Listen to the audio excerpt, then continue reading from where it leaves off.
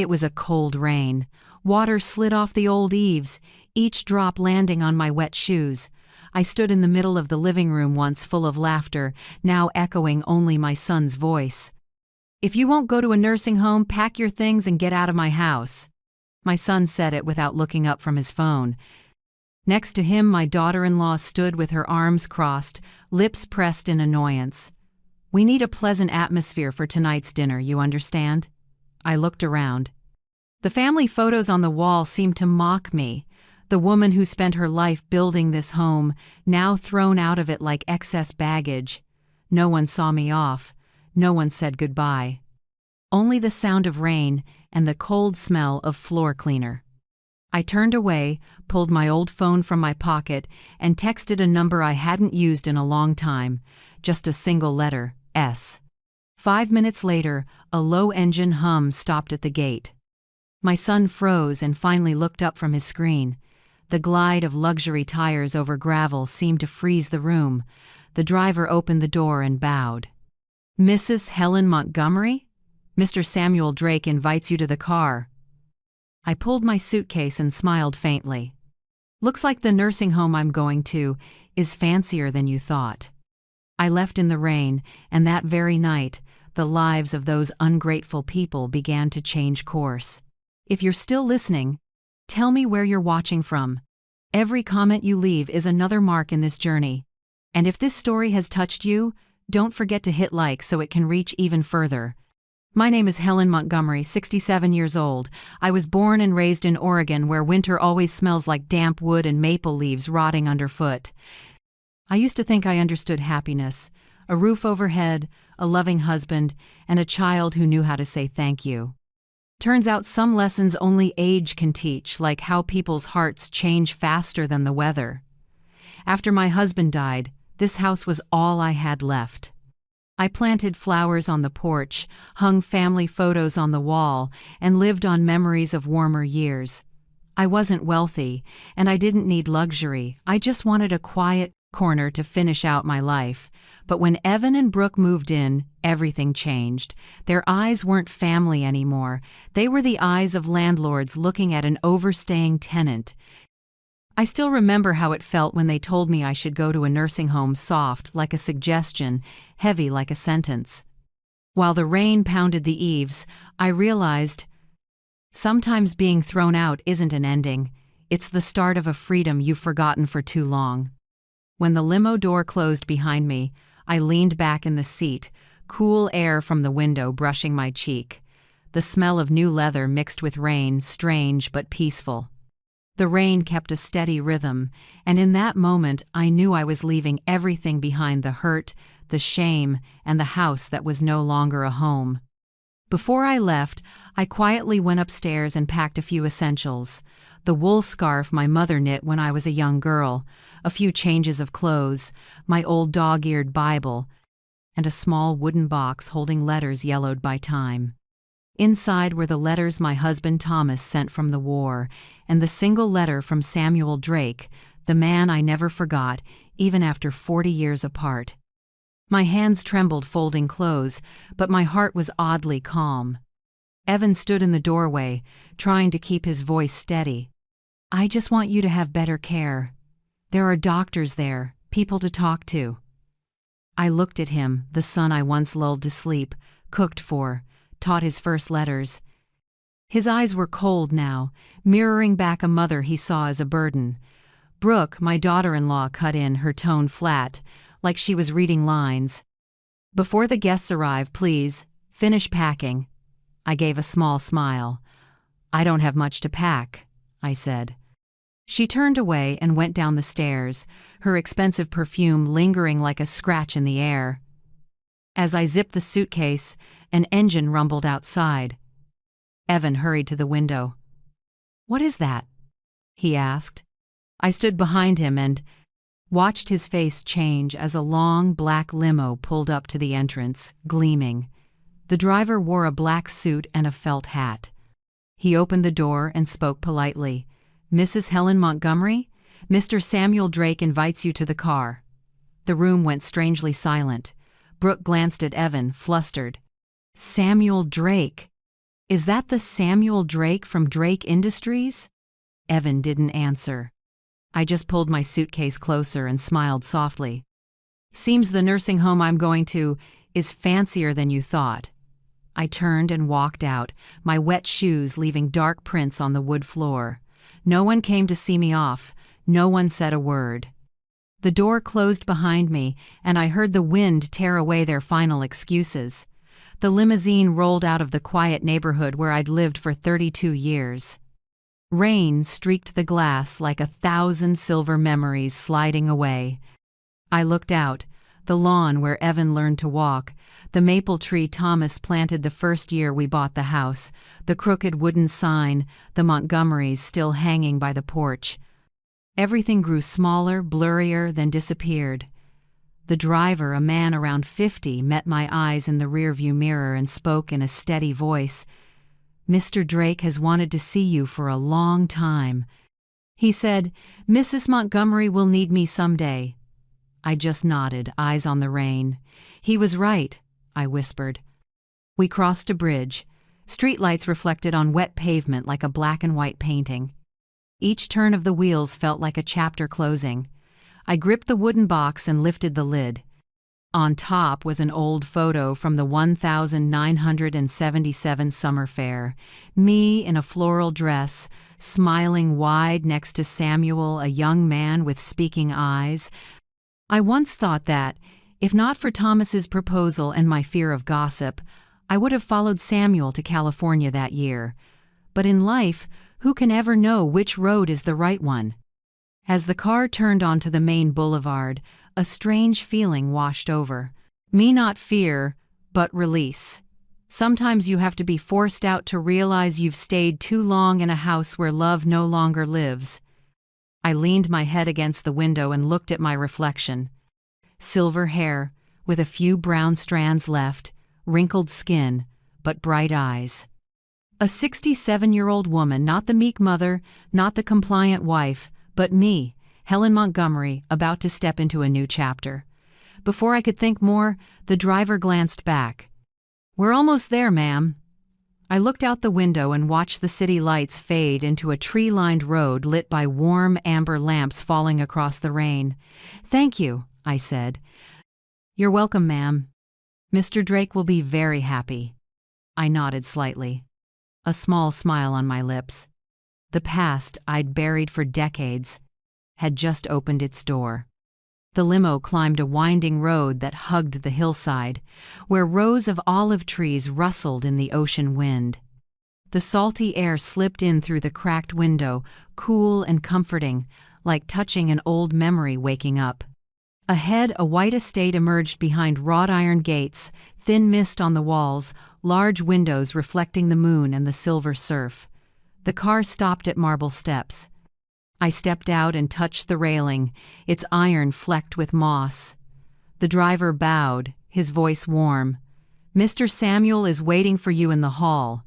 Sea wind swept in, carrying salt and pine. I pulled my mother's knit scarf tight and drew a deep breath. It had been years since my heart beat this fast, not from fear, but because a part of me quiet for half a lifetime was stirring. The great door opened. Golden firelight spilled across polished wood, and there, framed in the doorway, he stood Samuel Drake. His hair was completely white, but his eyes were warm, deep, steady, just as I remembered. That look was familiar enough to ache, as if 40 years had been a long dream. "Helen," he said it softly, his voice low but full of weight. I froze, my heart catching. He walked slowly toward me, step by step, and opened his arms.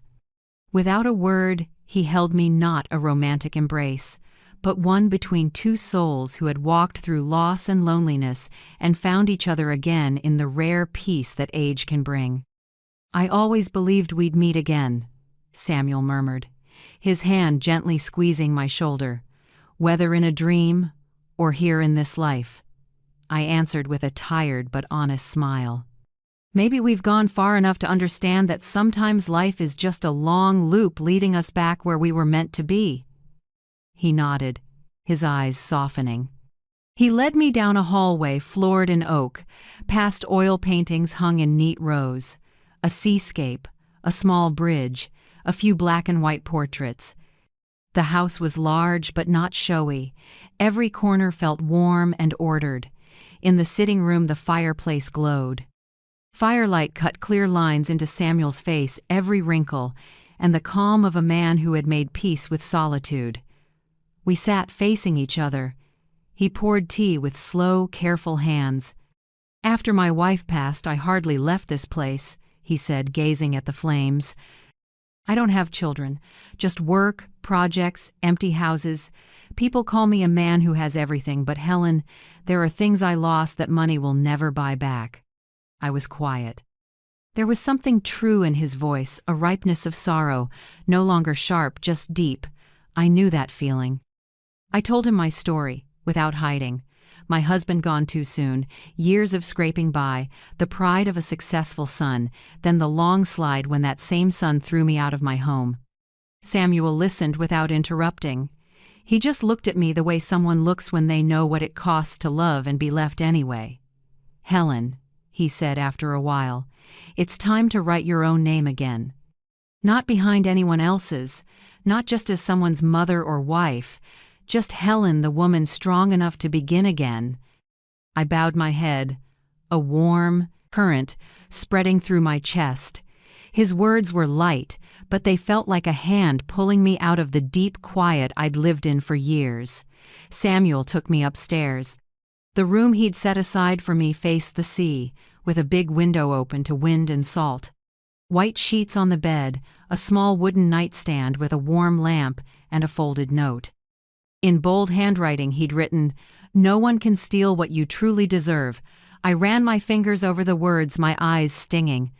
In that moment, I knew I'd found a place to breathe, not because it was grand, but because here I was seen as a person. That evening, we ate in a small dining room overlooking the bay. The air carried salt and the sound of waves, mingling with the crackle of fire. Samuel spoke about the years he spent building, one structure at a time, deals, failures, people who left. He didn't brag. He talked like he was describing his life, steady, honest, no polish needed. I listened, heavy-hearted. I didn't know why, but the quiet between us made me want to cry. Maybe because it had been so long since I'd sat with someone who would just listen without judgment. When he asked what I wanted to eat, I said, "Just toast and hot soup. I used to eat that in the coldest winters when we were poor, and it tasted like the best meal in the world." He smiled, warmth in his eyes. "Then that's what we'll have tonight." And so the simplest dinner became the most memorable meal I'd had in years. We didn't talk much. We shared glances that said enough old wounds weren't bleeding anymore. They'd become the fingerprints of time. After dinner, Samuel poured me a little red wine. Candlelight played on the glass, on his white hair, and on my hands once swollen from work, now shaking with feeling. "Helen," he said slowly, "I didn't invite you here out of pity. I invited you because I need someone I can trust." I looked up, surprised. "Trust?" He nodded. "I have assets, projects, and I don't want to manage them alone anymore. The people around me only see money. Nobody remembers the meaning of building. But you do. I read a small article about your life years ago, when you fundraised to save your old school from being sold. Someone who can protect a home, a community, can protect a legacy." I said nothing. I'd heard so much doubt and so many orders and criticisms, I'd almost forgotten what it felt like to be trusted. Samuel looked at me, gentle but firm. "Helen, you once held a family together with your bare hands. I believe you can help me keep what I've spent a lifetime building." I looked out the window, where night covered the sea. The waves hummed against the rocks like an answer. Something lit inside me, small but clear. Maybe it was the faith I thought I'd lost long ago. I smiled softly, my voice tight. "I don't know if I'm strong enough, but I'll try." Samuel said nothing more, just set his hand on my shoulder, light as a promise. That night, back in my room, I opened the window. Ocean air rushed in cold and clean. Moonlight spilled across the floor, shining on the note still lying on the nightstand. I read it again. No one can steal what you truly deserve. I sat on the edge of the bed, fingers gripping the blanket. Outside, the waves kept time, like the heartbeat of something in me waking up. I had been a cast-off mother, a widowed wife, a woman forgotten in her own home. But here, on this bay, with the man who belonged to a young chapter of my life, I began to feel truly alive again. When the bedside lamp cast its warm glow on the ceiling, I closed my eyes. The sound of waves, the wind, and a new rhythm in my chest blended together. I didn't know what tomorrow would bring, but for the first time in years, I wanted to wake up and find out. On my first morning at the Bay Estate, light slipped through thin white curtains, stretching across polished wood floors. I sat by the table, listening to waves hit the far rocks, sipping coffee as gulls glided through a hazy sky. The peace felt almost unfamiliar. For years, I hadn't had a morning that didn't start with someone's raised voice or the smell of disinfectant in a house my daughter-in-law obsessed over keeping perfect. Here, I could hear my own heartbeat. But that morning brought a new challenge, too. When Samuel walked into the dining room, he was carrying a thick bundle of files tied with brown twine. He set it in front of me and smiled. "Helen, I think you're ready for a small test." I looked at the stack, a bit startled. "Business plans?" "Partly. A few real estate projects are in trouble. I want to see what you notice. Don't rush, just be honest." He left, and I was alone with the faint, dusty smell of paper. I touched the edge of the bundle, feeling both anxious and curious. It had been a long time since I handled numbers, plans, and columns of expenses. My fingers shook a little, but my mind felt keenly awake. I pulled a chair to the window, letting in the light. The first file was full of land purchase contracts, redevelopment plans, cost estimates. I picked up a red pen and started reading line by line. At first they were just numbers, but soon old memory stirred. I'd helped Thomas keep the books for his small auto shop. I'd stayed up late, adding every line, trimming every cost. Now that feeling returned, like a switch in my brain flipping back on. Hours passed. I forgot lunch. Every time something looked off, I marked it in red. Duplicate vendor payments, consulting fees with no signature, invoices with the same date but suspiciously different amounts. I flagged them all. I also noted clauses that looked risky or lopsided, things I'd learned the hard way with Thomas. By the time Samuel returned, the sky had turned. I was still there, hair a bit messy, red pen in hand, morning coffee cold. He didn't say anything at first. He stepped closer, skimmed my notes, and his expression shifted from surprise to delight. "Plenty of people missed these," he said, "and you caught them in one afternoon." I looked up and smiled lightly. "I just read carefully. When you don't have to appease anyone anymore, your mind works better." He laughed, warm and low. "I'm starting to think I was right to bring you here, Helen." That afternoon he walked me around the back acreage. Below us stretched the bay, blue-green and quiet. A gravel path ran between two rows of olive trees. He told me about the early days projects built with his own hands, long nights on sites, and partners who fell away. When I asked why he kept the company when he didn't need the money, he simply said, "Because it's what's left of me. And now I want you to help keep it standing." I didn't answer right away. I was moved and afraid. An older woman whose hands were used to dusting old frames, was being trusted with something this big.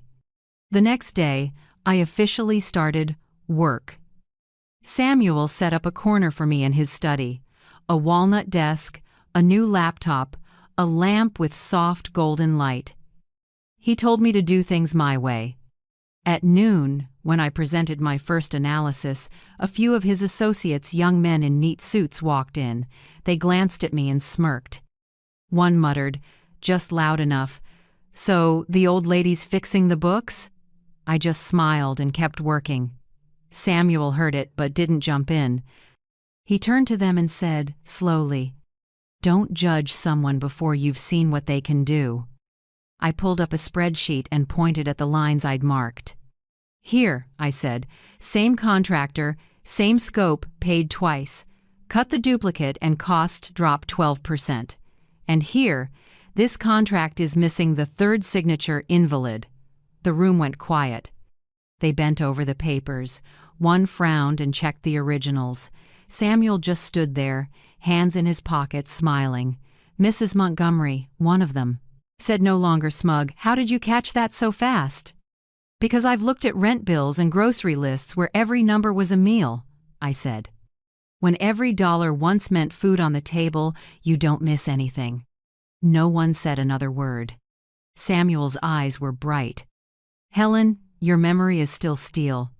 I smiled, a real smile I hadn't felt in years. The last time someone called me good, Evan was in grade school, waving his first essay. The next days, I worked hard. I woke early, made coffee, opened the window for light, and began turning pages. My brain felt oiled after rust. I wasn't taking orders anymore. I was making decisions. Each mistake I caught, each report I repaired, made me feel alive again. In the afternoons, Samuel often came to the study with cookies or fruit. He didn't talk much. He read the paper beside me, occasionally looking up with a smile, as if he were watching something beautiful he didn't want to interrupt. Sometimes I looked out at the sea. Sunset poured gold across the water. I felt light again, not heavy. That evening, after finishing my first report, I walked the beach. Waves lapped at my ankles, cool and clean. I carried my old wooden box. I opened it. Inside, letters stacked neatly, blue ink faded, the paper gone honey brown. Most were from Thomas when he worked away. At the bottom were a few different envelopes slanted, familiar handwriting. Samuel Drake. I touched one I'd never opened. My heart trembled. I'd kept it for over 40 years, never brave enough to read it. Maybe because I chose a different road then. I opened it slowly, the scent of old paper mixed with sea salt. His hand was still clear, every line careful. "Helen, if you ever need me someday, call.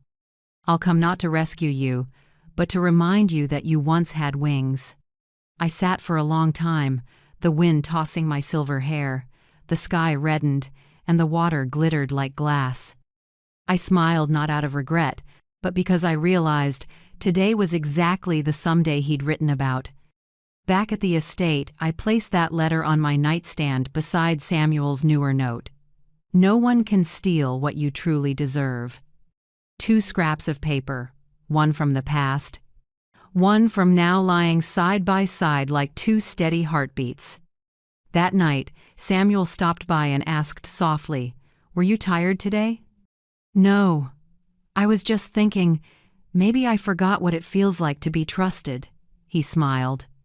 "Good. Believe me, Helen, you never lost it. You just put it away for a while."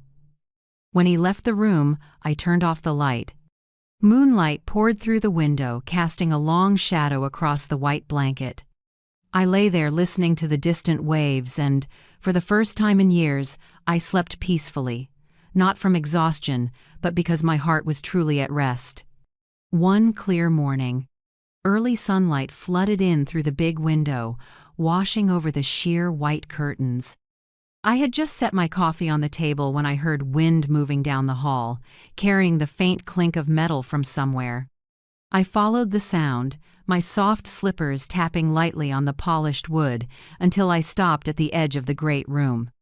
In the center of the room sat a piano under a thin gray silk cover, a light layer of dust on the lid.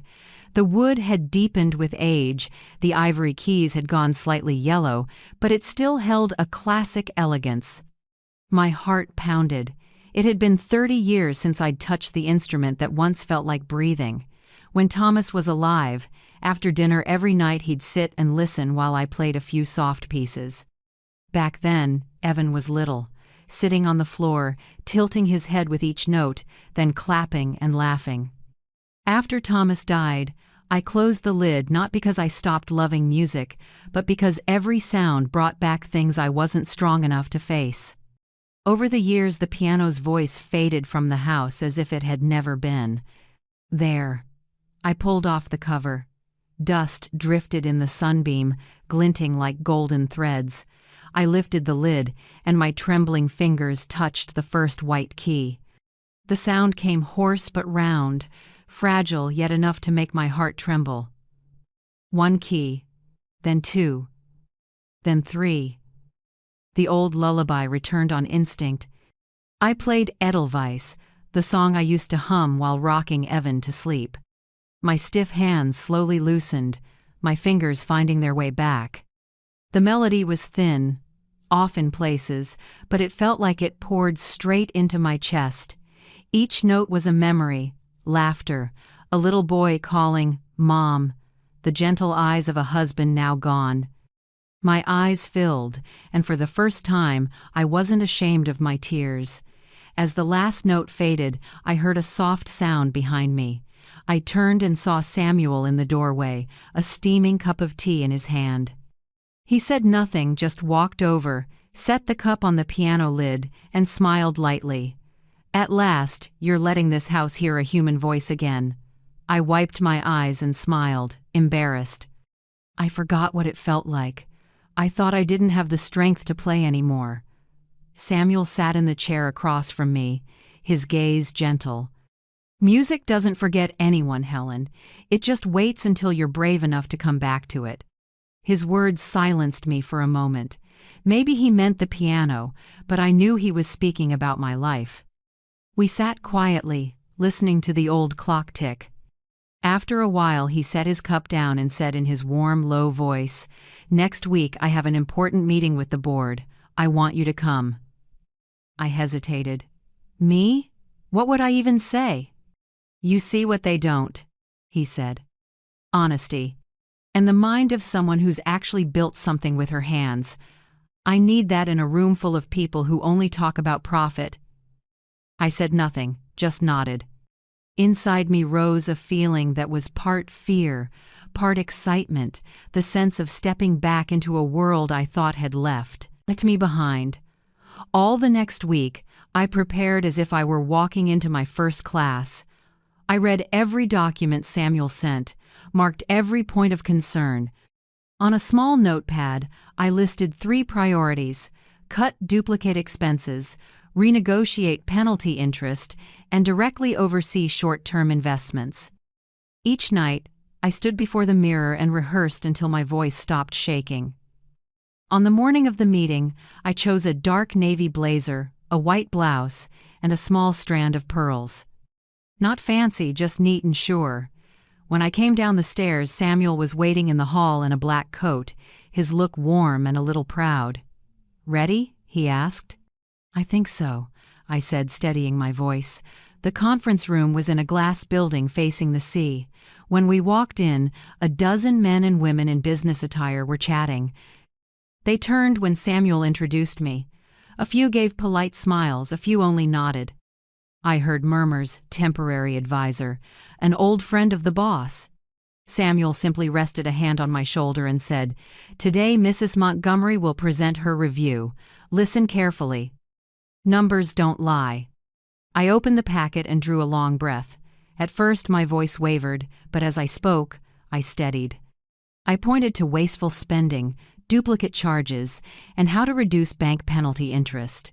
I avoided heavy jargon, just clear, slow logic. When I recommended changing how we signed contractor agreements, one board member cut in, "With all due respect, ma'am, this field is more complicated than you think." I smiled lightly and opened the appendix I'd prepared. "I understand," I said. "That's why I checked with the company's own legal counsel, who confirmed my recommendation is fully compliant. The supporting documents are here." The room fell quiet. A few bent over the pages. After a moment, the chair nodded slowly. "Reasonable. I agree." No one argued further. I exhaled and sat down, my heart bright, but my face calm. Samuel leaned toward me and whispered, "I told you. You just needed to be yourself." When the meeting ended, people filed out. Samuel stayed and looked at me with that gentle, steady gaze. "Still the woman I remember," he said. "Still strong, sharp, and willing to step up." I smiled. "Thank you, Samuel, but maybe that woman slept for a long time and only woke up today." That afternoon, I returned to the estate feeling oddly lighter and full of energy. In the mirror, I looked different. Not on the surface, but in my eyes there was a brightness I thought I'd lost. I made tea and sat by the window, listening to the bay. The sun was sinking slowly, casting an amber glow across my cup until the surface shimmered. I thought of Evan and Brooke, and a vague sadness rose. How long had it been since they called just to ask, "How are you, Mom?" My phone buzzed on the table. A text lit the screen. It was from my daughter-in-law, Brooke. The words were short, cold as metal. "We've decided to sell the house. The contract is being signed, just so you know." I stared at the screen until the letters blurred. Outside, the wind picked up, tossing the curtains and blowing sand across the steps. Inside me, there was no trembling, just a slow, clear cold spreading out. I set the phone down, stood, and walked to the window. From where I stood, the sea was rough, the sky darkening, gusts of wind salty on my lips. I took a deep breath. No more tears. No more pleading. I whispered to myself, soft as the breeze. If they think they can take everything, they don't understand that what I have now can't be measured in bricks, money, or walls. I closed the window. Inside me, a flame caught quiet, but firm. Tonight, I knew I wouldn't be the woman who only endures anymore. I sat by the window as the sea breeze gently stirred the white curtains. In my hand was my phone, the screen lighting up with the name of an old friend, Martha Green, a retired attorney I'd known since my husband was alive. We'd volunteered together for a community housing nonprofit. I called her, keeping my voice steady. "Martha, I need a favor. I want to check the property records under the name Helen Montgomery, my house in Portland. I need to know its legal status." On the other end, Martha hesitated, then spoke softly. "Helen, do you suspect something?" "No suspicion. I just want to know if anyone else has laid a hand on what should be mine." After the call, I sat in silence for a long time. The waves kept their rhythm, but it felt like a storm was forming inside me. I wasn't angry or sad, just cold in a way I hadn't felt in years. A feeling that had once died was back in a different shape. Absolute clarity. 3 days later, Martha called back. Her voice was formal now, no longer familiar. "Helen," I checked the records. "The house is no longer solely in your name." "It's not?" I asked, strangely calm. "Evan Montgomery filed a mortgage and forged your signature. The contract was executed just 2 days before you left." I gripped the receiver and said nothing. Outside, a gull cried once and vanished into the sky. "I can send you copies," Martha said. "The forgery isn't even subtle. Anyone who knows your real handwriting would see it." "Thank you, Martha. Send it as soon as you can." I hung up, my hands resting flat on the table. Dim light came through the glass and fell across the wood, tracing every old scratch. In that moment, I realized I no longer wanted to cry. Maybe those tears had run out with all the other hurts. What remained was an icy quiet, the quiet of someone who doesn't need revenge, only the right moment for justice to speak. That afternoon, an envelope from the law office arrived at the estate. I opened it, the soft rasp of paper, the scent of fresh print mixing with sea air. The first line was clear: "Mortgage certificate no." At the bottom was my crast: forged, signature tilted, unnatural, a shaky imitation. The date, 2 days before I was thrown out. I set the file on the table, stared at it, then wrote in the margin, "Not angry, just cold." When Samuel walked in, I was still there, eyes on the page. He looked over my shoulder, read a few lines, then set a hand on my shoulder. "Evan?" I nodded. Yes, he didn't just throw me out, he tried to sell my memories. Samuel was silent for a moment, then said, low and sure, Helen, justice doesn't come on its own, you have to call it with your own hands. I looked up at him. In his eyes, I saw myself in the mirror, no more shaking, no more haze, only resolve. I know, Samuel, I said, but I don't want to drag them to court. I want them to understand the cost of what they did without a judge's verdict. He raised an eyebrow, the hint of a smile at the corner of his mouth. So what do you plan to do? I didn't answer right away. I took the small brown notebook I'd carried since leaving Portland, flipped to a blank page, and wrote one line, "The lesson will be served at the dinner table." Samuel tilted his head. I have a feeling something interesting is coming.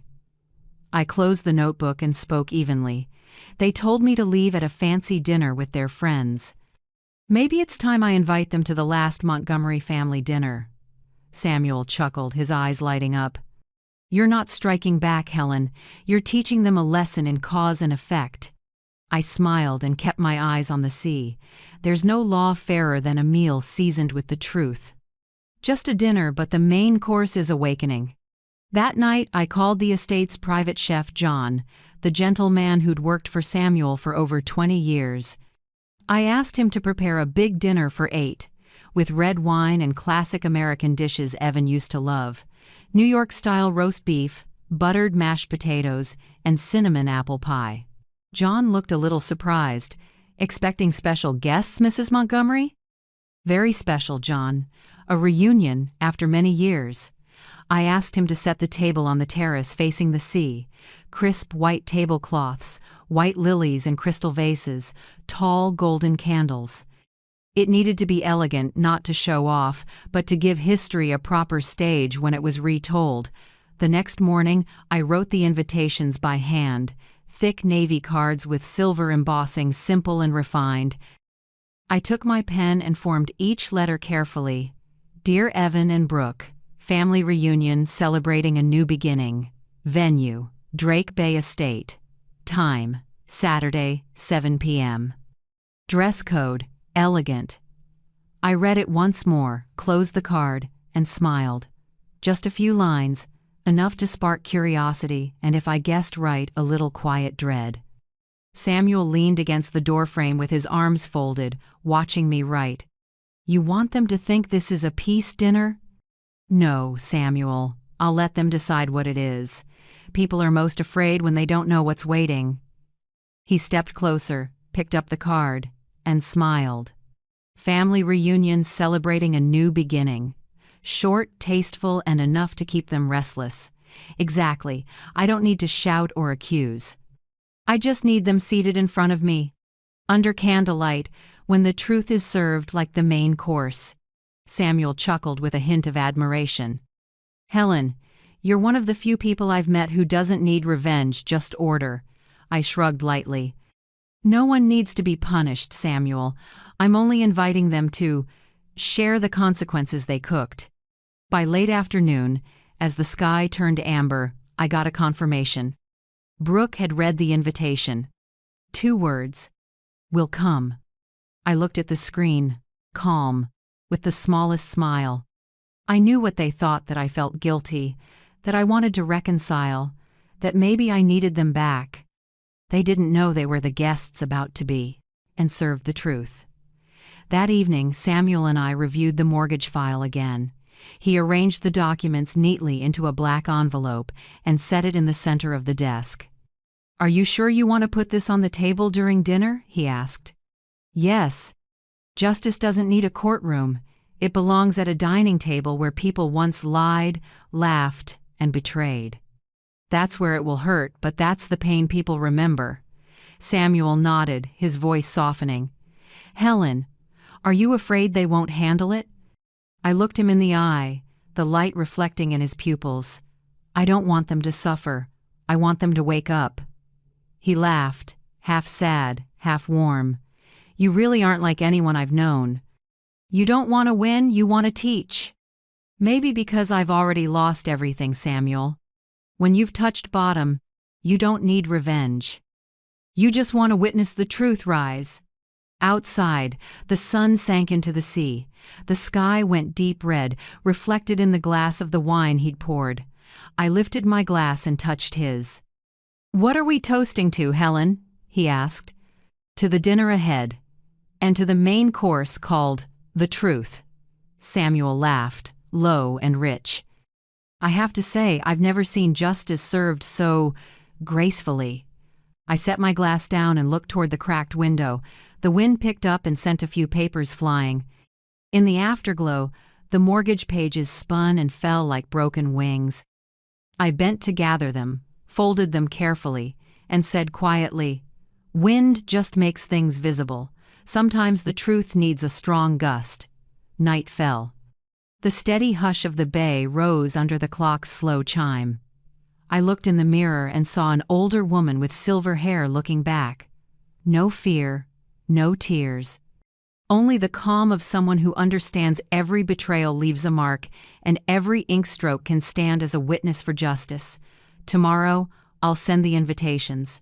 And then, I'll wait. The entire day, the Bay Estate felt charged, quiet, prepared, taut like a string about to sing. At dawn, John and the kitchen staff set the terrace table where the sunset could pour gold across the water. I gave them details. Spotless white cloth, slim taper candles, white lilies in crystal. Everything clean, simple, formal, like a rite. I chose a floor-length navy dress with a high neckline and 3/4 sleeves. Not showy, but just right for someone who no longer bows. On my chest, I pinned my mother's silver brooch, the only keepsake I had left through all the storms. Its cool gleam matched the steady resolve inside me. Samuel stepped in from behind in a light gray suit, deep blue tie, and a white pocket square. He looked at me for a moment and nodded. "Perfect. You don't need any weapon but your composure." I smiled. "And the truth, Samuel, tonight that's the main course." He chuckled softly and offered his arm. I took it, and we walked onto the terrace. The sun was dropping, copper light sliding across the sea, turning the terrace warm bronze. The table was set, 4 places, wine glasses sparkling, the ocean providing the soundtrack. At exactly 7 p.m., the crunch of tires on gravel sounded at the gate. I didn't turn. I heard quick footsteps, and then the butler's voice from the hall. "Mr. Evan Montgomery and Mrs. Brooke Montgomery have arrived." I drew a slow breath and tightened my fingers on the table's edge. The wooden door opened. Evan entered first, white shirt, pale blue tie put together, like he'd come to negotiate. Brooke followed in a red dress, bold lipstick, rings catching the light. Both wore thin smiles, tailored for polite encounters. "Mother, what a surprise to be invited," Brooke said sweetly, though her eyes searched the scene. "It's been too long since we've shared a meal," I said, calmly pouring wine, "and I think every family needs at least one dinner to see who they're really sitting with." Evan glanced around and stopped at Samuel. "And you are?" Samuel smiled politely and shook his hand. "Samuel Drake. I'm partnering with your mother on her new work." "New work?" Evan frowned. "I didn't think my mother was still working." I just shrugged. "There are many things I thought I couldn't do anymore, Evan. Then I learned them again. Just like you, isn't that right?" The words drifted out gently, but I saw his eyes flicker. Brooke lowered her gaze, fussed with her glass, and gave a small laugh. "Either way, it's nice to see you in good spirits, Mother. This estate is impressive," Samuel answered, light as a breeze. "Yes. But the most impressive thing is its new owner." Brooke paused, and Evan turned to me, brow creasing. "New owner?" I didn't answer. I just signaled for John to start serving. The meal moved along politely, but the tension was so thick you could hear the knife lightly tap the plate. I watched every expression, the way Evan tried to look composed, the way Brooke kept glancing around, eyes measuring, weighing. They still didn't understand. When the main course arrived, Samuel set down his wine glass and cleared his throat. "May I say a few words?" he began, voice low but clear. "I want to thank Mrs. Montgomery, who in a short time helped me straighten out the company's finances, uncovered a string of violations, and brought in significant profit." Brooke looked up, lipstick print still on her glass. Evan raised an eyebrow and leaned back in his chair. Samuel went on, each word slow and measured. "For that reason, as of today, I am officially handing over full executive control of Drake Holdings to Mrs. Helen Montgomery." The only sound was the faint crackle of the candles. For a few seconds, the room held its breath.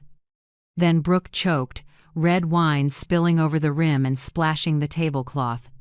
Evan shot to his feet and knocked his chair over. "What? No way!" Samuel didn't respond to him. He turned to me and smiled calmly. "I think you should say the rest." I stood, smoothed my dress hem. Candlelight threw my shadow long across the tiles. I took a black envelope from my coat pocket and set it in the middle of the table, next to Brooke's dessert plate. "I invited you here because I want you to see something. Not a will, not a gift, but a piece of paper that speaks plain." Evan glared at the envelope, irritated. "What are you trying to pull now, Mom?" "Just read, Evan." I slid the envelope toward him. Inside is a copy of the mortgage on the Portland house, with my signature. Actually, no, a forged signature. The air went heavy. Brooke shot Evan a look, her face draining. "What are you talking about? Who would forge your signature?" I looked at her, my tone soft but cold. "Whoever wrote it rushed, Brooke. The letters shake, the Helen is too light, and the cross on the tint in Montgomery is wrong. Martha, your father's former attorney, confirmed it. The contract was filed exactly 2 days before I was thrown out of the house." Evan flushed, his voice cracking. "You're slandering me." "I didn't." "You didn't what, Evan?" "I'm not saying you committed a crime. I'm saying I learned the law." I opened the envelope, pulled out the notarized copy, and laid it on the table. The black letters were crisp in the candlelight. No one spoke, only the surf outside, the wind slipping through the railing, and the candles hissing. Brooke forced a smile, trying to steady herself. "If this is the game you want, we'll call the police." I met her eyes, voice as even as a calm sea before a storm. "Not tonight, Brooke. Tonight there's no police, only a mirror." She bit her lip, leaned toward Evan, whispering. But he sank back into his chair, pale. I knew, in that moment, he realized every exit had closed. I went on, quiet but clear.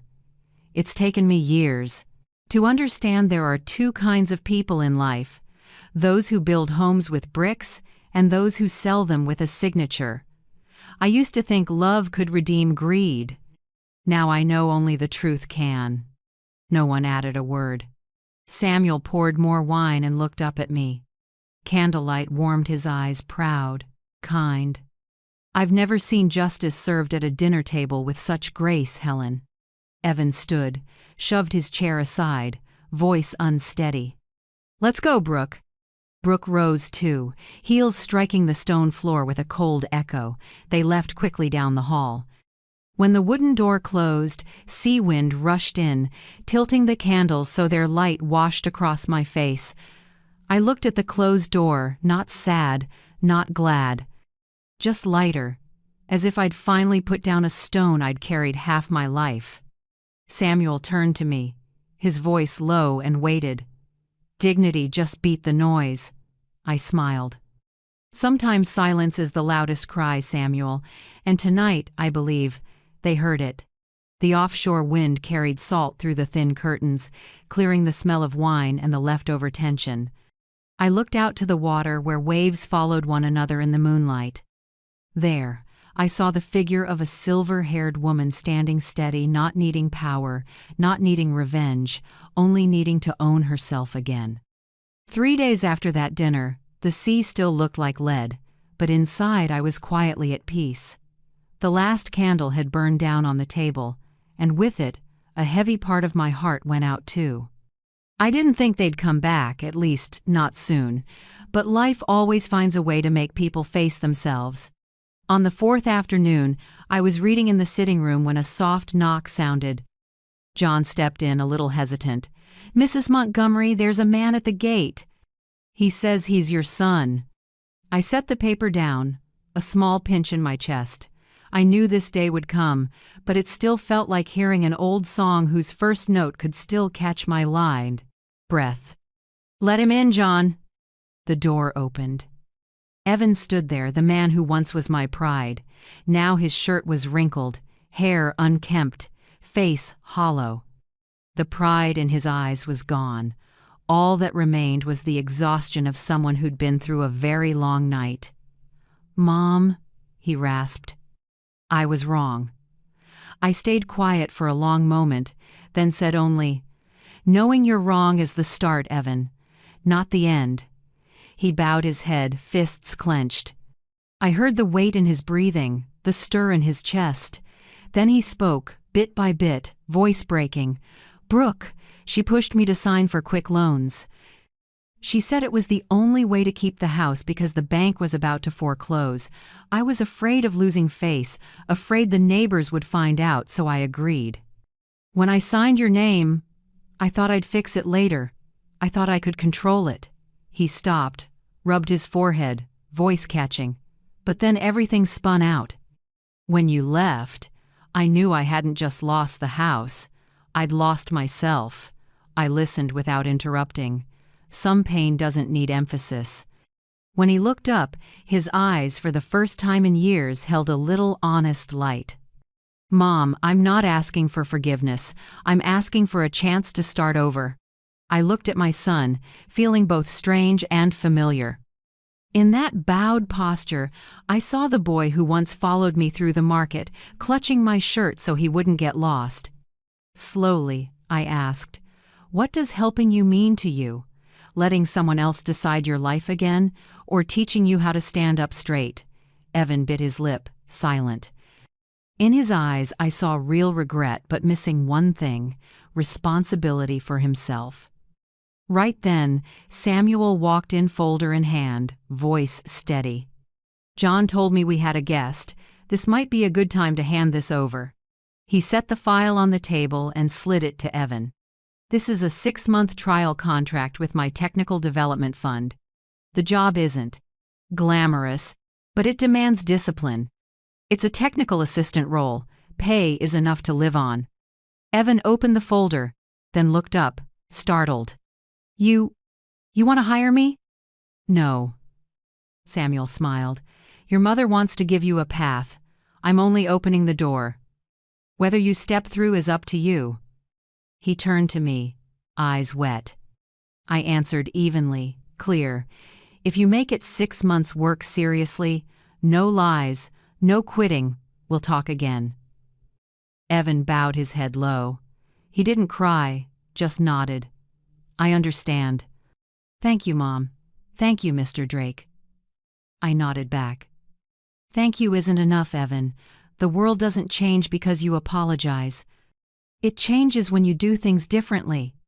He was quiet, then stepped out to the veranda. Sea wind tossed his hair.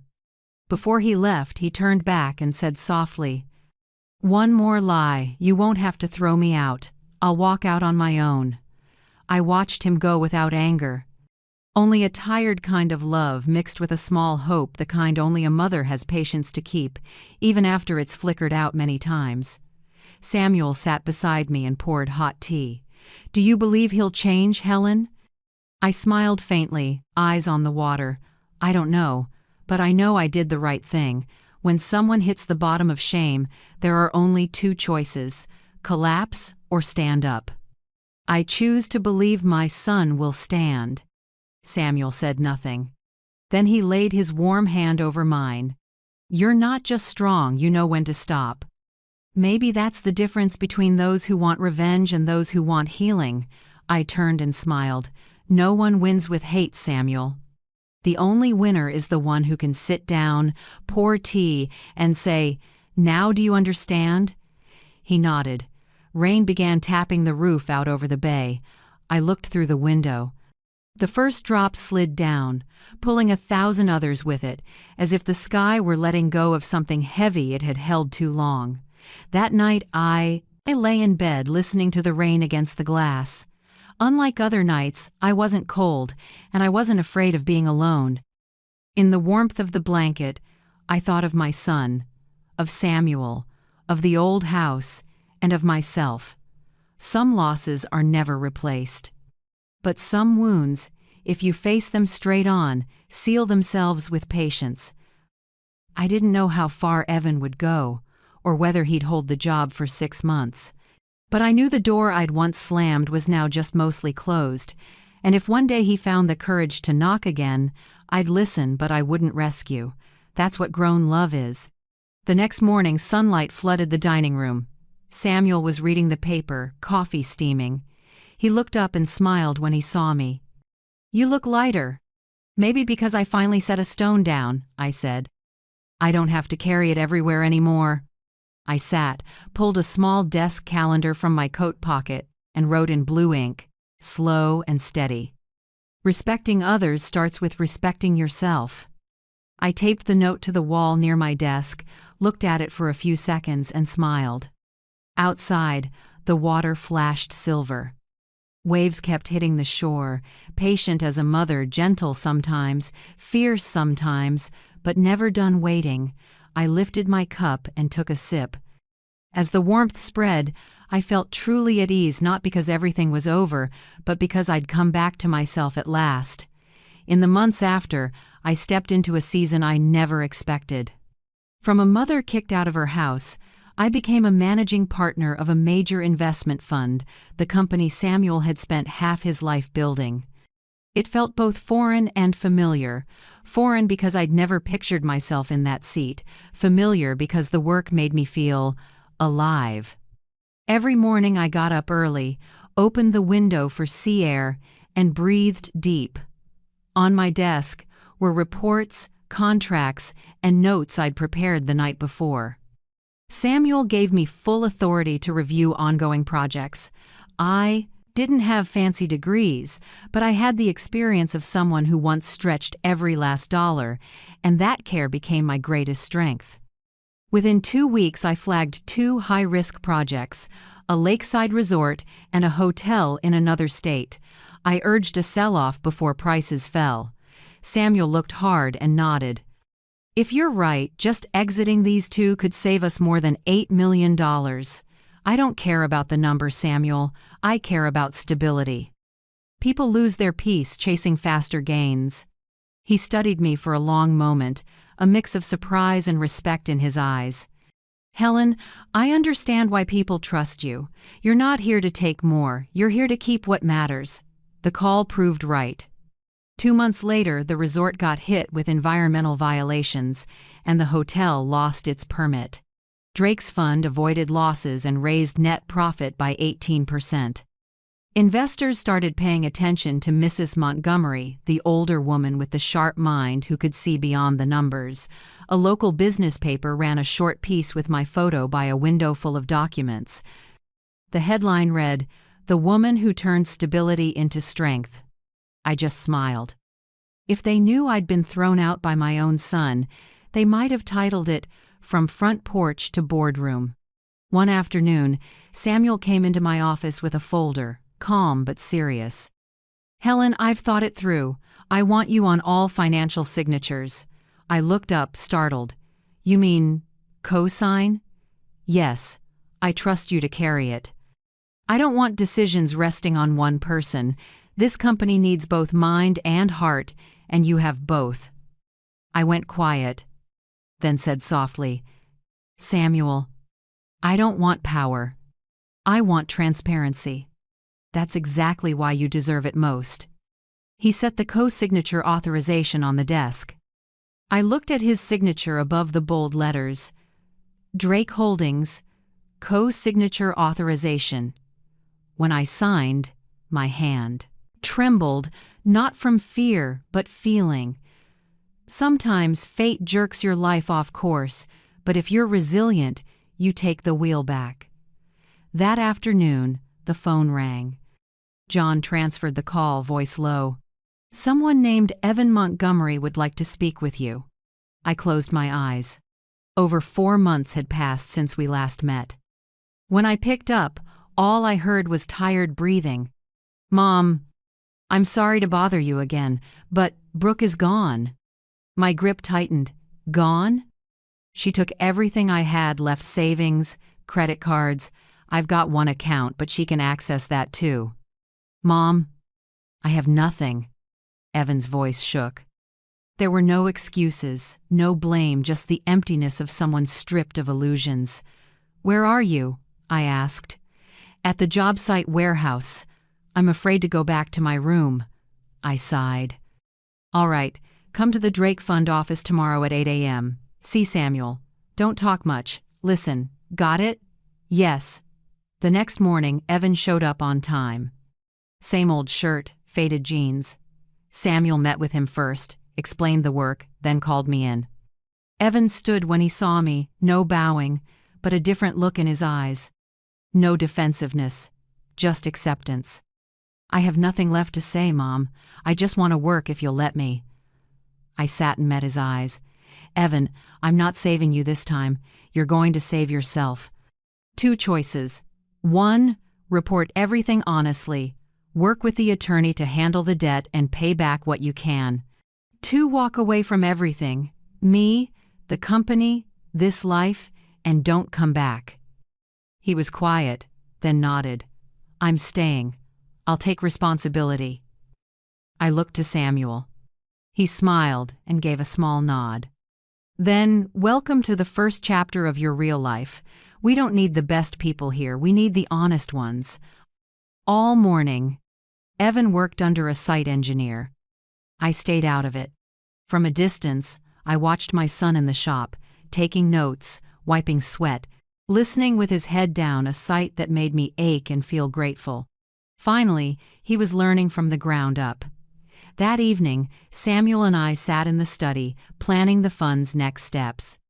He set down his cup, voice low.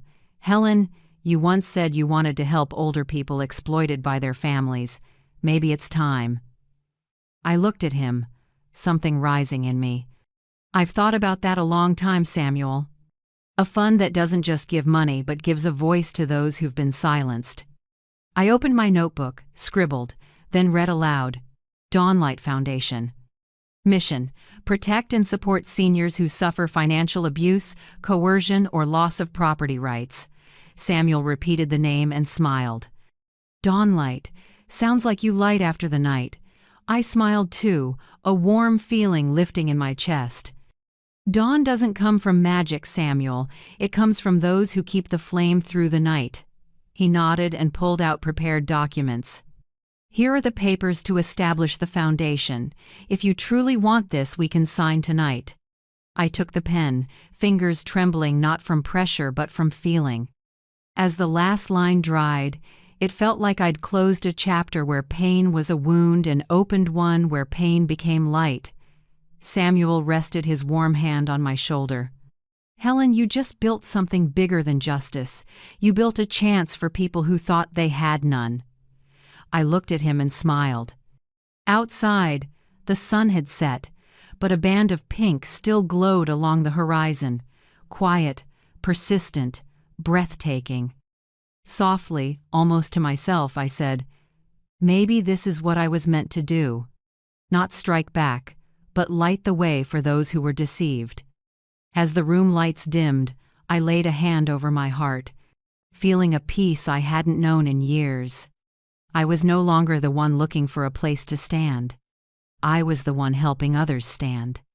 In that moment, I knew my life had finally turned onto the road I should have taken long ago, the road of dawn. That February, the sea breeze eased, sky clear and gentle. I remember that morning sunlight through thin clouds, laying a soft gold over the house. Samuel usually rose earlier than me, brewed tea, and read by the window, But that day, when I stepped into the kitchen, there was no kettle whistling, no jazz playing like he did each morning. I called softly, "Samuel?" No answer. I went upstairs. His door was ajar.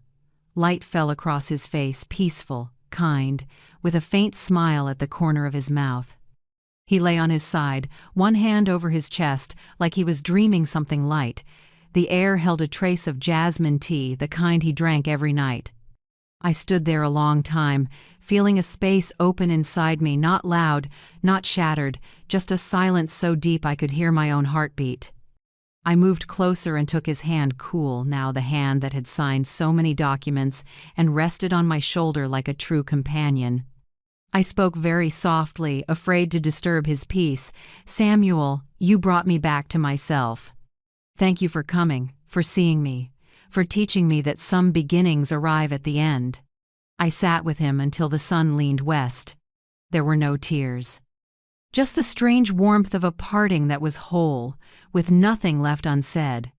A week later, we read the will at Samuel's attorney's office. A small room, walls lined with files, soft yellow light.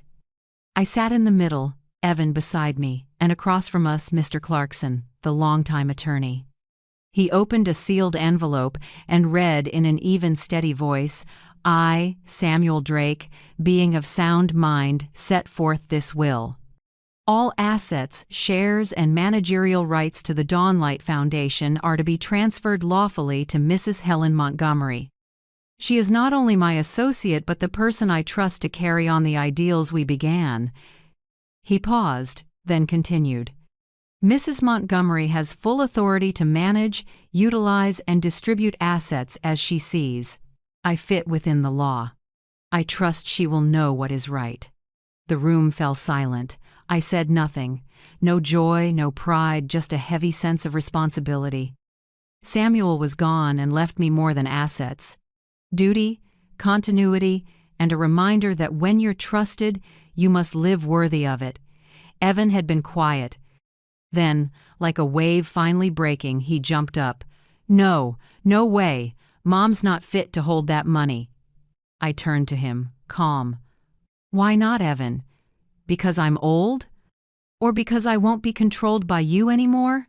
He bit his lip, voice cracking. "Samuel was your guy. You manipulated him, I stood and walked toward him. "Remember what you said once? Your house doesn't belong to you. Now you say, this money doesn't belong to you. It seems your whole life you've denied the work of others." Evan took a step back, face blanching. Are you throwing me out, Mom?" I breathed out, voice as light as wind through a curtain. "No, I'm returning the lesson. Now get out of my house, Evan." The room went still. Mr. Clarkson bowed his head slightly and stayed out of it. Evan stood there a few seconds, then turned away, shoulders shaking. The door closed, leaving the scent of oak and the faint echo of fading footsteps. I sat down in the chair, looking at the wooden desk where the envelope with the will still lay. Among the thick stack of papers, I saw a small sheet folded in half, set aside, unsealed. On the outside was Samuel's familiar handwriting, "For Helen after I'm gone." I opened it. Inside were only a few short lines. "Helen, if you're reading this, it means I left without getting to say goodbye. Don't cry. I'm leaving with a peaceful heart, knowing you'll stay and do what's right. But remember, don't forgive too soon and don't forget how strong you are, Samuel." I held the paper in my hands, the letters trembling as if they were breathing. A tear fell not from sadness but from gratitude. I smiled softly, wiped it away, and murmured, "Classic Samuel with the last words, hurting and healing at the same time." That night, I lit a candle on the table facing the sea. A light breeze made the flame tilt, its reflection flickering in my eyes. I whispered as if speaking to him, "You left the way you chose, light as a breath, unburdened. I'll carry on what you left behind because I know you believed light doesn't go out when a person disappears, it just changes direction." I looked out the window at the shimmering night sea. Each wave seemed to carry away a piece of the past, leaving the surface calm. In that quiet room, I felt something rare, complete peace. The next day, I went to the foundation office and sat at Samuel's desk. The pen he always used rested neatly in its holder, next to a stack of unfinished files. I opened the first page and saw his blue ink handwriting. Every elder was once a pillar. Helping them isn't charity, it's restoring their rightful place. I closed the notebook gently and smiled. Maybe that was his final greeting and the compass for the rest of my years.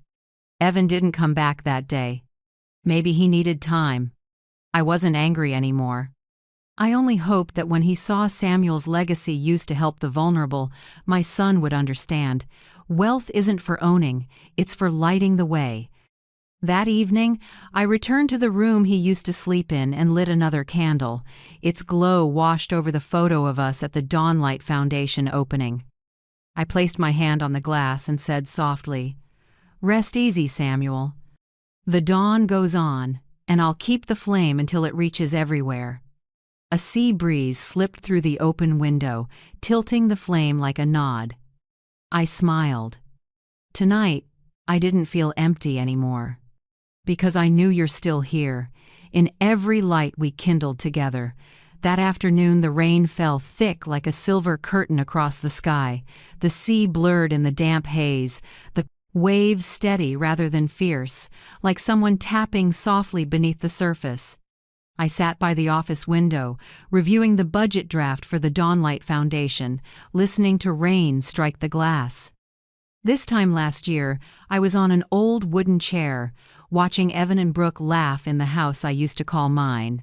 Same rain, but then it was bitter cold. Today, there was only quiet in my heart. A light knock sounded. John, the house manager, stood in the doorway, a bit uneasy. "Mrs. Montgomery, there's a woman at the gate. She's soaked and says she needs to see you." I set down my pen, frowned slightly. "Who is she?" John hesitated for a beat, then said, "She says her name is Brooke." The room seemed to pause. I went still, my heart tightening for a moment, not from fear, but surprise. That name had once been a cut across my heart, and now it was knocking. I nodded. "Bring her to the sitting room. Towels and hot tea." When I walked in, Brooke stood near the fireplace, thin in a drenched coat. Her hair was matted, makeup streaked, dark circles under her eyes. Mud clung to her shoes, and her worn bag looked like it had been hauled from a dumpster. No trace remained of the woman who smirked at fancy parties and barked orders at me in my own home. She looked up when she saw me. In that hesitant gaze, I saw the shame of someone who had finally learned her true place. "Mrs. Helen," she said, voice shaking. "I'm sorry to come without calling. It's raining and I have nowhere else to go.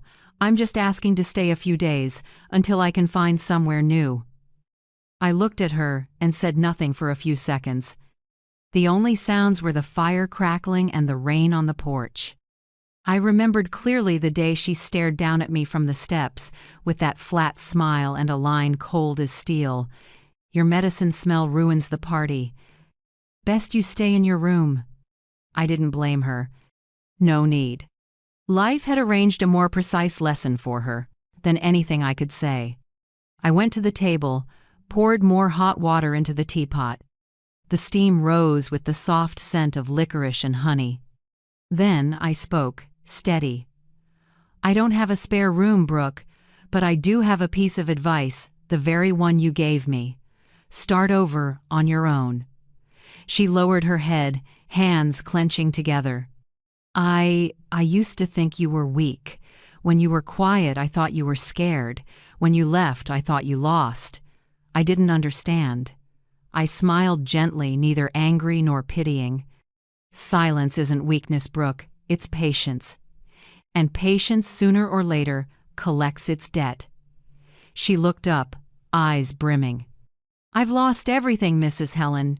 Evan's gone, I'm broke. Friends turned their backs, I have nothing." I studied her for a long moment. Maybe for the first time in her life, Brooke wasn't hiding behind lipstick or pride to cover the emptiness inside. I said softly, Losing everything isn't the scary part, Brooke. The scary part is learning nothing after you lose.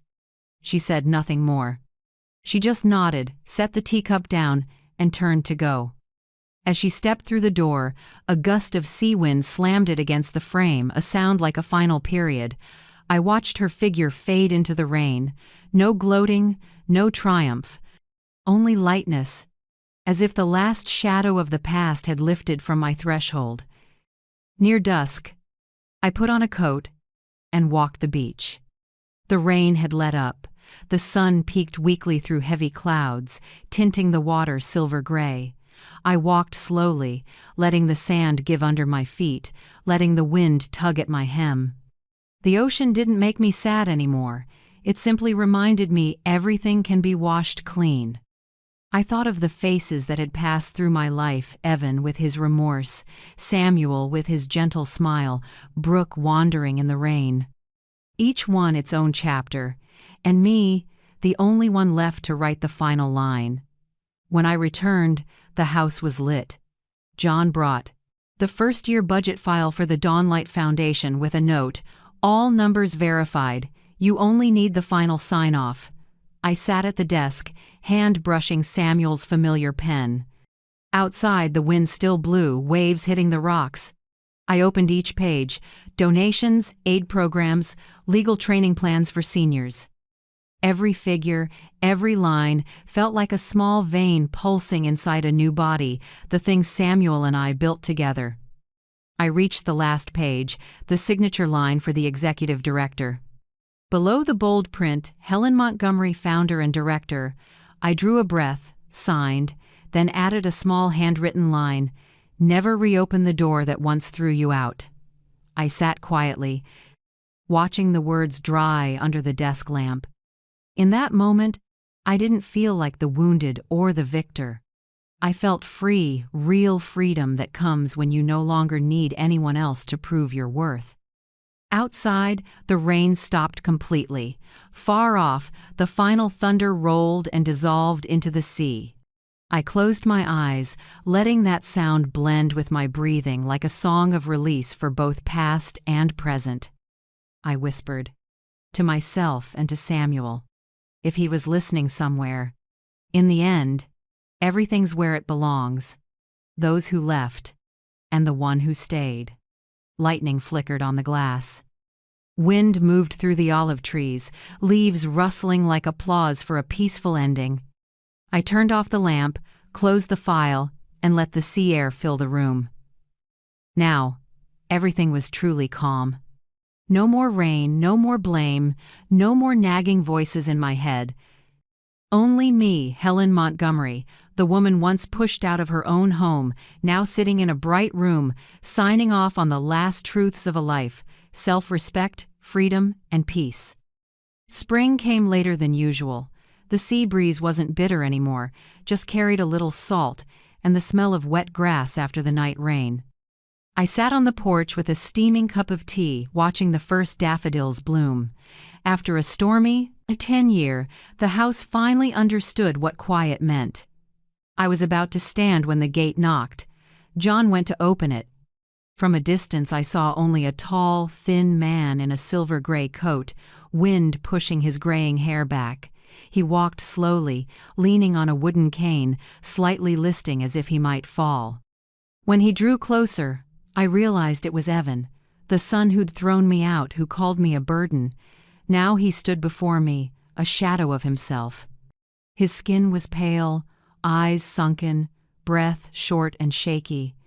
His hand shook on the cane, but his eyes, for the first time in years, held only the truth.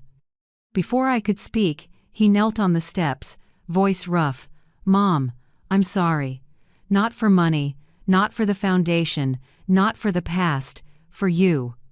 I stood still. Time stopped. Spring rain misted his shoulders, ran down the hand gripping the cane. I stepped closer, bent down, and put a hand on his shoulder. "Evan, get up. The wind's cold." He looked up, tears mixing with the rain. In his eyes, I saw the boy who once clutched my hand crossing the street, who laughed loud at his birthday cake.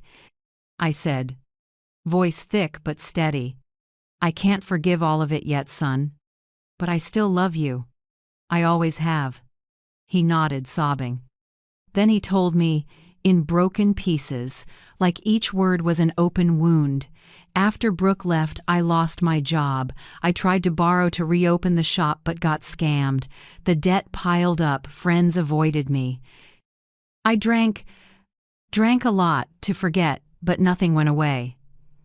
Every time I sobered up, all I saw was your face the day I threw you out. It kept haunting me." I listened without interrupting. Some pain only grows louder if you speak over it. When he finished, I stood and went to the kitchen. I brewed a pot of green tea, poured 2 cups, and set one before him. "Drink, warm up first, we'll talk after." He took the cup, still shaking, eyes wet. I sat beside him, watching a small candle flicker in the draft. We said nothing more. The silence between us wasn't a wall anymore, it was a fragile bridge. When the clock struck 9, I asked John to make up the sitting room for him. He tried to thank me, voice weak. I just smiled and pulled the blanket up to his chest. "Sleep, Evan. It's cold tonight. Don't open the window." I don't know when I fell asleep. I only know that in the morning, when the first light touched the curtains, something felt different. The house was unusually quiet. No sounds from John in the kitchen, no footsteps. I walked downstairs. The sitting room door was ajar, the curtain moving in the draft. Evan lay on the sofa, blanket to his chest, his face strangely peaceful. I called softly, "Evan, time to get up. I made tea." No answer. I stepped closer and touched his cheek. Cold. Everything around me seemed to stop. I didn't scream. I didn't cry. I knelt by my son, held his limp hand, and whispered, "Rest now, Evan. You finally found peace." Outside the window, the clouds broke and warm sunlight fell across his face. Maybe heaven was kind, giving him one last warm morning. I sat with him a long time, until John called the doctor. They came and confirmed it with a solemn nod. No one cried, no need. I knew this was how Evan chose to end, quietly, without noise, without another mistake. His funeral was simple. No expensive flowers, no speeches, only the sea for music. I buried him in the garden behind the house, where you can hear the waves each morning. A small stone, carved with only Evan Montgomery's son, not perfect, but loved. When the mason set the stone, the sea breeze picked up, carrying salt and sand into the air. I stood and held tight to the small notebook Samuel once gave me. Let the past be a lesson, not a shackle. Evan was gone. But in his leaving, I didn't feel empty. I felt understanding. Understanding that forgiveness doesn't erase pain, it turns it into something lighter, like rain washing dust away but leaving the mark of earth. Understanding that true love isn't holding someone here, it's letting them rest when they no longer know how to stand. When everyone left, I stayed alone. The sea was calm, the water stained with sunset. I set down a white bouquet, touched the cool stone, and said softly, "I forgive you, Evan, not because you deserve it, but because I need peace."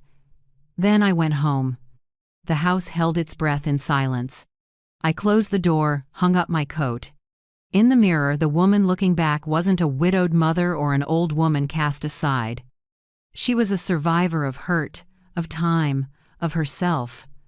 I sat at the table, poured tea, and listened to the kettle's soft whistle. Outside, the waves kept working the shore, patient as ever. Slowly, I wrote in my journal, "Forgiveness doesn't make pain vanish. It makes us strong enough to look back without shaking." I set down the pen and looked out the window. The light was pulling away from the water, leaving a thin gold line along the horizon. I closed my eyes and breathed deep, letting the salt air fill my lungs. Inside, nothing was heavy anymore. Only a gentle, empty space where memory and the present could coexist in silence, like two waves touching and fading so the sea could be smooth again. I knew that from today on, no one would be knocking with debt or regret. Only me, and the soft sound of a life that had closed, peacefully. This morning, I opened the door to Samuel's old office. The room still held the scent of jasmine tea, new paper, and the oak he loved. Sunlight poured through the window onto the desk, where he'd spent hours reading my reports. I dusted each drawer and shelf, then set his photo beside the Dawnlight Charter, two symbols of wisdom and kindness, still side by side like loyal friends. On the wall behind the desk, I hung a new frame. Elders the foundation had helped one woman reclaiming a stolen home, one man recovering a pension that had been abused. Each face, each smile, proof that justice can come late, but it comes. My work is simple now. In the morning, I meet those who need help. They bring tangled stories, thick folders, and eyes edged with fear. I listen without judgment. Many bow their heads as they speak, as if afraid of being laughed at. I just hold their hands and say, "I've been there. Trust me, we can walk out together." In the afternoon, I play the piano. Not for anyone, not for an audience, just to give sound back to myself. Notes drift through the wide room and blend with the waves outside. Some songs I played when Evan was young, others no one's heard. The music isn't sad or happy, just peaceful. Sometimes I think back to the first days when Evan and Brooke pushed me out, when I stood in the rain with a suitcase and a broken heart. But now I understand. They didn't throw me out of a home. They pushed me toward freedom. Freedom doesn't arrive with cheers or victory. It arrives when you realize you don't have to prove anything anymore. When you live kindly, quietly, and still hold your head up through loss, that's the most elegant revenge. I sat at the desk and opened my worn journal. On its thick pages, my handwriting runs like a heartbeat. Rainy days, stormy nights, other people's stories, and my own. On the last page, I wrote the final line, slow and clear. My name is Helen Montgomery. I am standing tall. I set down the pen and drew a deep breath. Sea air swept in through the window, carrying the tang of salt and the cry of gulls. I threw the windows wide so the breeze could billow the white curtains. Everything felt both real and light and beautiful. Far out, lights on the bay began to blink, small boats coming home after a long day. That glow felt like a signal to those who've fallen. There's still a shore to return to, still a tomorrow to begin again. I smiled gently at Samuel's photo and whispered, "Samuel, I did it. Do you see? The sea is calm today." A strong gust came through. The candle on the desk leaned, and then steadied itself. I knew if he were here, he'd just smile and say, "Told you you're stronger than you think."